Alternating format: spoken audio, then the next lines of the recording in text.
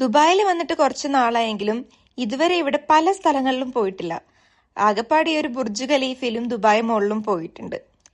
പോവാത്ത കാരണം പലതാണ്. ആദ്യം ഒറ്റയ്ക്കല്ലേ അനിയത്തിയും കൂടി വരട്ടെ എന്ന് കരുതി. പിന്നെ അവൾ എത്തിയപ്പോ അരുണും കൂടി വരട്ടെ എന്ന് കരുതി.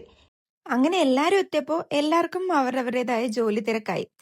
മാസത്തിൽ 10 ദിവസം മാത്രം ജോലിക്ക് പോകുന്ന എനിക്കിതൊരു ബുദ്ധിമുട്ടല്ലെങ്കിലും എല്ലാ ദിവസവും പണിക്ക് പോകുന്ന അവർക്കതൊരു ബുദ്ധിമുട്ടാണ്.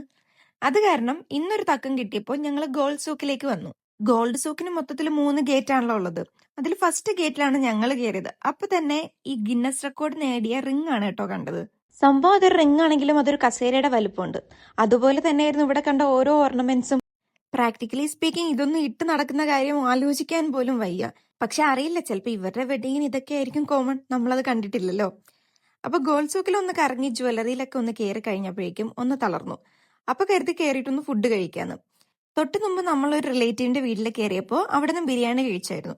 അത് കാരണം ഞാൻ ബിരിയാണി ഓർഡർ ചെയ്തില്ല. പിന്നെ കയറിയത് നല്ല നാടൻ ഫുഡ് കിട്ടുന്ന ഒരു റെസ്റ്റോറന്റിലാണ് കേട്ടോ. എനിക്ക് എപ്പോഴും ഇന്ത്യൻ കുസൈൻ തന്നെ വേണം എന്നുള്ളത് നിർബന്ധമായിട്ടുള്ള ഒരു കാര്യമാണ്. അതിൽ കൂടുതലും ഞാൻ ഓർഡർ ചെയ്യുന്ന ഫിഷ് ആണ്. അപ്പൊ ഫുഡും കഴിച്ച് നെക്സ്റ്റ് മെട്രോയിൽ കയറി ഞങ്ങൾ വീട്ടിലും എത്തി. Thank you for watching. By.